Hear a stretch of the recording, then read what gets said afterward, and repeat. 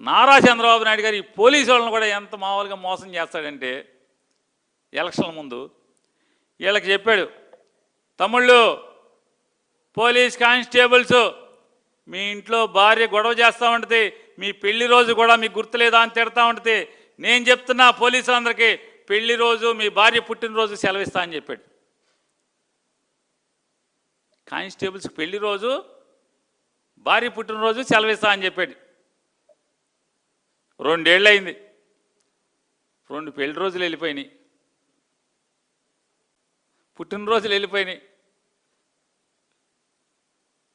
ఏం చంద్రబాబు నాయుడు గారు ఇంకోటి కూడా చెప్పాడు, ఇట్లా మామూలు చేయి ఇట్లా పెట్టుకుంటాడు చేతిలో, ఈ చేతిలో మైక్ ఉంటుంది, తమ్ముళ్ళు పోలీసులకి వర్క్ ఫ్రమ్ హోమ్ ఇస్తా అంటాడు.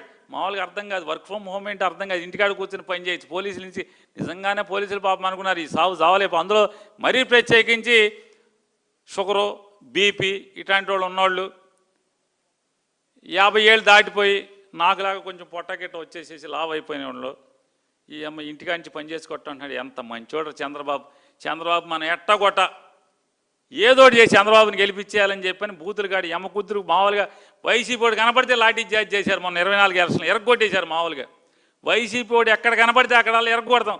టీడీపీ వాడు ఉంటే అటు చూడకుండా తలకాడి తిప్పి వెళ్ళిపోతూ ఉంటారు. టీడీపీ వాళ్ళు 100 మంది ఉంటారు మాట్లాడు, వైసీపీ వాళ్ళు 25 మంది ఉంటారు. ఆయన లాఠీ పెట్టి ఎమ్మకొట్టుడు కొట్టేశారు మొన్న ఎలక్షన్లో. ఏంటంటే చంద్రబాబు నాయుడు ఇవన్నీ పెళ్లి రోజు ఇస్తా అన్నాడు, భార్య పుట్టినరోజు సెలవు ఇస్తా అన్నాడు, వర్క్ ఫ్రమ్ హోమ్ అంటున్నాడు. ఇవన్నీ నిజం అనుకున్నారు పాపం. వర్క్ ఫ్రమ్ హోమ్ కాదు, అసలు ఇంటికాడ పడుకుంటా ఖాళీ ఇవ్వట్లేదు. వర్క్ ఫ్రమ్ హోమ్ దేవుడి వరకు 4 గంటలు 5 గంటలు పడుకుంటాక కూడా పోలీసులకి అవకాశం ఇవ్వట్లేదు నారా చంద్రబాబు నాయుడు. ఆఖరికి నడి వేసవలో వడగాల్పుల్లో కూడా 1వ తారీఖు పెన్షన్కి వెళ్తాడు, ఫోటోలు దిగుతాడు, వీడియోలు దిగుతాడు. అసలు మామూలుగా వెళ్ళి మీటింగ్కి వెళ్ళి వస్తే పర్లేదు, మీటింగ్కి వెళ్ళి వస్తే కాకుండా మళ్ళీ ఆటో ఎక్కుతాడు, సైకిల్ ఎక్కుతాడు, బండి ఎక్కుతాడు, ఎవడో ఒకటి ఇంటికి వెళ్తాడు. అక్కడ వాళ్ళకో మైకు వీళ్ళకో మైక్ ఎక్కుతా, అదొక స్టోరీ. వీటికి బందోబస్తు చచ్చిపోతున్నారు. మామూలుగా వడగాల్పుల్లో కూడా ఎలక్షన్ హామీలు చేస్తానే ఇది ఇట్లా. పెళ్లి రోజు లేదు, పుట్టినరోజు లేదు, టీఏలు లేవు, లీవ్ ఎన్కాష్మెంట్ లేదు, వర్క్ ఫ్రమ్ హోమ్ లేదు. ఈ దేవుడు ఈ బాధలో మామూలు కాదు చంద్రబాబు నాయుడు గారు. ఇప్పుడు బయట 45-50 వేస్తున్నట్టుంది. ఇవన్నీ తగ్గి కాస్త చల్లబడే వరకన్నా ఆగండి మీరు తిరగటం. ఇవాళ ఈ ఆంధ్రప్రదేశ్లో కానిస్టేబుల్స్ వీళ్ళ పరిస్థితి, ఏఆర్ కానిస్టేబుల్స్ పరిస్థితి ఉంటాయి. ఇక APSP AR, AP special police, armed reserve, ఈ 2 విభాగాల్లో బాధలు అయితే చెప్పడానికి లెక్కకి మిక్కిలి బాధలు, చెప్పడానికి అలవు కానివి అన్నీ. ఏపీఎస్పీలో సుమారుగా 4200 మంది, 4200 మంది సుమారు ఒక కానిస్టేబుల్స్ ఉంటారు. ఈ 4200 మందిలో ఎవడు కూడా కుటుంబాలతో ఉండరు. వీళ్ళు ఎక్కడెక్కడో ఒక 8 బెటాలియన్స్ ఉంటాయి. అవి ఎక్కడో కొండల్లో కోనల్లో ఉంటుంది బెటాలియన్, ఎక్కడో ఊరు చివరి ఎక్కడో ఉంటుంది. ఆ బెటాలియన్లో వీళ్ళందరూ ఉండాలి. లేదా బెటాలియన్లో లేకపోతే కనుక అయితే డ్యాముల దగ్గర, లేదా ఏదో ఒక అడవిలో ప్రాజెక్టుల దగ్గర, లేదా ఎక్కడన్నా పెద్ద పెద్ద గుళ్ళ దగ్గర, ఎయిర్పోర్ట్లలో, లేదా నక్సలైట్లు కూంబింగ్లో, ఇలా 365 రోజులు వీళ్ళు ప్రాణాలను పణంగా పెట్టి ఉద్యోగం చేస్తూ ఉంటారు. అడవుల్లో చేస్తూ ఉంటారు, అన్ని చోట్ల అక్కడ ఇక్కడ లేదు. వీళ్ళు చేయని పని లేదు, వీళ్ళు పరిగెత్తకెళ్ళని చోటు లేదు. స్నానం చేసినా చేయిపోయినా పరిగెత్తండి అంటే గబాన్ని లేచి బూట్లు వేసుకుని గబా తుపాకి గుచ్చుకుని పరిగెడతామే ఏపీఎస్పీ వాళ్ళు. నిత్యం వివిఐపి భద్రతల్లో ఇక్కడ లేదు. అసలు వీళ్ళని వాడని చోటు అంటూ ఉండదు. ఏపీఎస్పీ వాళ్ళని అయితే వాడని చోటు ఉండదు. ఆర్మీలో జవాన్లు దేశం కోసం ప్రాణత్యాగం చేసి వీరమరణం పొందుతారు. పెద్ద మెడల్స్ ఇస్తారు భార్యకి, పిల్లలకి, తల్లికి, వాళ్ళకి, వీళ్ళకి. కనీసం దేశం కోసం మా ఆయన ప్రాణం ఇచ్చాడని చెప్పిన కుటుంబం అన్న గర్వపడుతూ ఉంటుంది. కానీ ఏపీఎస్పీలో మాత్రం రిటైర్ అయ్యే వరకు సావలేక బతుకుతున్నట్టుగా ఉద్యోగం చేసే పరిస్థితి. వీళ్ళకి జీవో 329 అని చెప్పి ఒక జీవో ఉంది. 2010లో ఈ జీవో వచ్చింది. 28 డిసెంబర్ 2010. దీని ప్రకారం ఏంటంటే ఏపీఎస్పీలో ఎవరెవరైతే ఉన్నారో ఈ అడవుల్లో, కొండల్లో, గుట్టల్లో, డ్యాముల దగ్గర, గొళ్ళ దగ్గర, రోడ్ల మీద ఈ రైటింగ్లు, లూటీలు జరిగిన చోట, లేకపోతే పెద్ద పెద్ద మనుషుల ప్రాణాలకు ఇబ్బందిగా ఉన్న చోట బందోబస్తు చేయడానికి వీళ్ళందరినీ తీసుకెళ్తారు. వీళ్ళలో 10 సంవత్సరాలు సర్వీస్ ఎవరైతే నిండినాయో, జీవో 329 ఏం చెప్తుందంటే సర్వీసు 10 ఏళ్ల సర్వీస్ ఎవరికైతే ఏపీఎస్పీలో నిండిందో కానిస్టేబుల్స్కి, ఈ సర్వీస్ నిండినటువంటి ప్రతి కానిస్టేబుల్ని కూడా ఏఆర్కి ఆర్మర్డ్ రిజర్వ్ కింద వీళ్ళని జిల్లాల్లోకి ట్రాన్స్ఫర్ చేయాలి. ఏఆర్లో కూడా రిక్రూట్మెంట్లో వీళ్ళకి 40% తీసి పక్కన పెట్టాలి. ఆ 40% ఈ 10 ఏళ్ళు నిండినటువంటి ఏపీఎస్పీ కానిస్టేబుల్స్ డైరెక్ట్గా దాంట్లోకి ట్రాన్స్ఫర్ చేయాలి. ఆ జీవోను అమలు చేయరు. 15 ఏళ్ళు అయింది. 10 ఏళ్ళు కాదు, 15 ఏళ్ళు, 18 ఏళ్ళు, 20 ఏళ్ళు, 22 ఏళ్ళు, 24 ఏళ్ళు సర్వీస్ నిండిన వాళ్ళని కూడా ఏఆర్లో ట్రాన్స్ఫర్ కోసం కళ్ళు కాయలు కాచేలా ఎదురు చూస్తున్నారు. కానీ ఇది అది అమలు చేసుకోదు, ఆ జీవో అమలు చేసుకోదు. ఏపీఎస్పీలో రిక్రూట్ అయినాడు ఇక మామూలుగా అయితే శ్రీకాకుళం, కడప, ఒంగోలు, కర్నూలు ఇట్లాంటి జిల్లాలు ఉన్నాయి. వీళ్ళు మామూలుగా అక్కడే రిక్రూట్ అయ్యి అక్కడే బెటాలియన్లోనే రిటైర్ అయిపోయిన పరిస్థితి వచ్చేస్తుంది. ఈ జీవో తర్వాత కూడా, ఈ జీవో వచ్చిన తర్వాత కూడా ఇన్నేళ్ళు సర్వీస్ కూడా వాళ్ళు బెటాలియన్లోనే ఈ వెట్టి చాకరీ చేస్తా రిటైర్ అయిపోతున్న పరిస్థితి ఉంది. ప్రభుత్వ పెద్దలకి నారా చంద్రబాబు నాయుడు గారు లేదా లోకేష్ నాయుడు గారు, హోమ్ సెక్రటరీ గారు, డీజీపీ గారు, హోమ్ మినిస్టర్ గారు, వీళ్ళందరికీ ఇది ఎందుకు అమానవీయం అనిపించట్లేదో నాకు అర్థం కాదు. ప్రభుత్వ జీవో ఉండి వీళ్ళని ఇట్లా వెట్టి చాకరీ కింద వాడటం అమానవీయమా కాదా చెప్పండి. అయినా మీరు పట్టించుకోరు, మీ చెవులకి ఎక్కదు, మీ కళ్ళకి కనపడవు, మీ మనసు రాదు మీకు ఎవరికి కూడా. ఇక మన పవన్ కళ్యాణ్ గారు ఉన్నారు. 2014లో పార్టీ పెట్టిన కాడి నుంచి ఉప ముఖ్యమంత్రిగా ప్రమాణ స్వీకారం చేసేదాకా, అంటే 2024 జూన్ 12వ తారీఖు దాకా అసలు ఆయన యమగా అసలు మామూలుగా కాడు, ఫుల్లుగా వాడేశాడు. అదేదో దూకుడు ఏదో సినిమాలో ఉంది మహేష్ బాబు, బ్రహ్మానంద్ ఫుల్లుగా వాడేస్తాడు, మామూలు కానిస్టేబుల్స్ని ఫుల్లుగా వాడేశాడు. మాట్లాడితే నేను కానిస్టేబుల్ కొడుకుని అని చెప్పేవాడు పవన్ కళ్యాణ్ గారు. కానిస్టేబుల్ కొడుకుని ఏమండి, కానిస్టేబుల్ గారు కొడుకు గారు మీరు ఉప ముఖ్యమంత్రి అయిపోయారు, ఉపమా మంత్రి గారు లాగా. ఈ పోలీసులు మీరు కానిస్టేబుల్ కొడుకే కానీ మీ నాన్నతోటి కానిస్టేబుల్స్కి లీవ్ ఎన్కాష్మెంటు, సరెండర్ లీవ్లు కానీ లేదా టీఏలు కానీ, ఈ ఏపీఎస్పీ కానిస్టేబుల్ కష్టాలు కానీ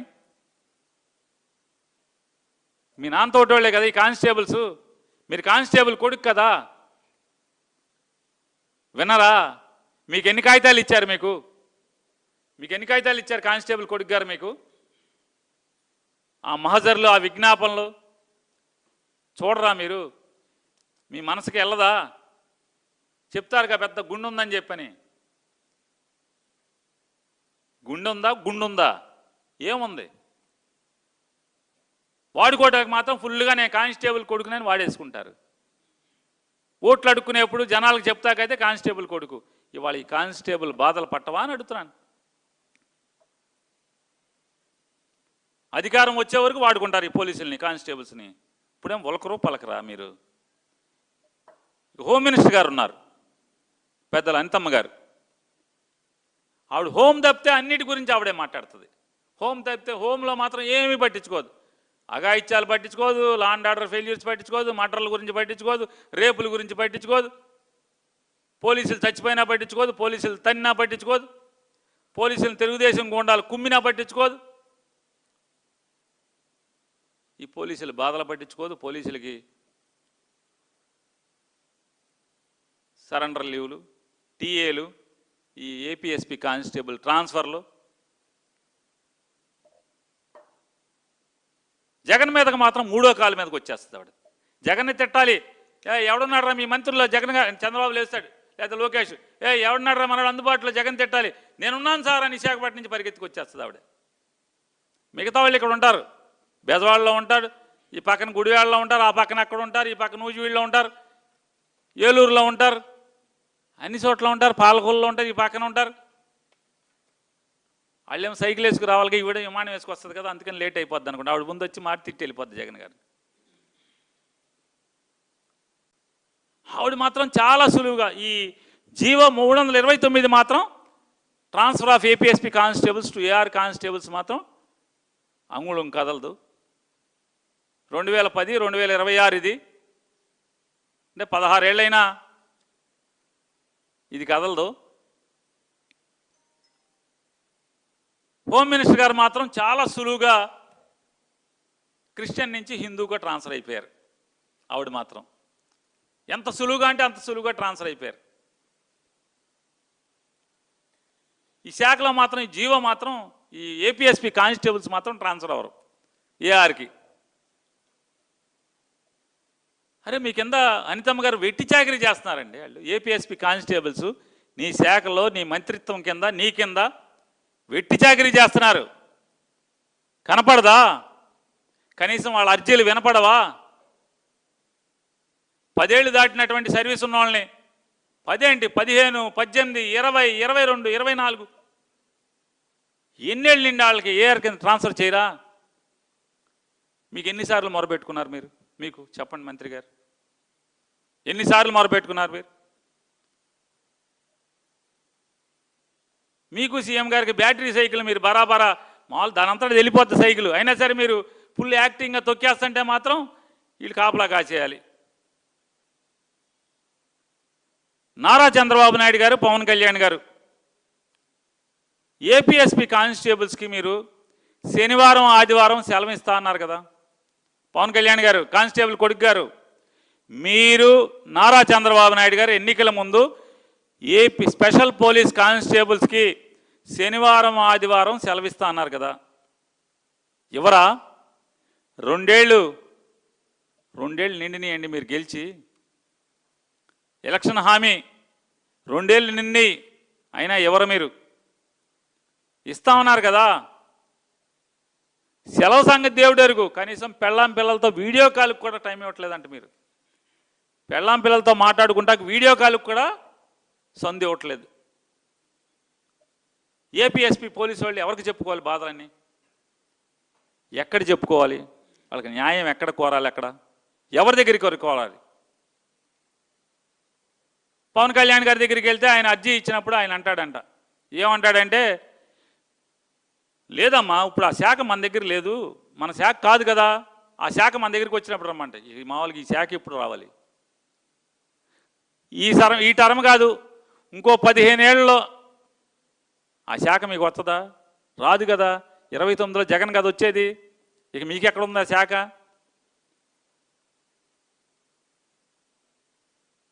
పేరుకేమో డిప్యూటీ సీఎం, మీకు ఆ శాఖతో సంబంధం లేదు. సినిమాటోగ్రఫీ మీరు చూస్తారు. అసలు చాలా గంపంతైన అసలు మామూలు చిత్ర విచిత్రాలు ఉంటాయి ఈ గవర్నమెంట్లో. హోమ్ మినిస్టర్ గారేమో హోమ్ డిపార్ట్మెంట్ చూడరు, ఆవిడ విద్యాశాఖ, ఆ శాఖ ఈ శాఖ చూస్తుంది. విద్యాశాఖ మంత్రి గారు విద్యాశాఖ చూడడు, ఆయన పరిశ్రమల శాఖ చూస్తాడు. పరిశ్రమల శాఖ మంత్రి ఏమో పరిశ్రమల శాఖ చూడడు, ఆయనేమో మామూలుగా కర్నూలులో లాండ్ ఆర్డర్ చూస్తూ ఉంటాడు. ఇరిగేషన్ శాఖ మంత్రిగా ఇరిగేషన్ శాఖ చూడడం, ఇంధన పొదుపు చూస్తుంటాడు ఆయన, అంటే ఎనర్జీ, ఆయన ఎనర్జీ చూస్తాడు. ఎవడు ఇది మెంటల్ హాస్పిటల్? ఈ మంత్రివర్గం ఏంటి అర్థం కాదు. ఎవడి శాఖ ఆడు చూడడం, ఎంతసేపు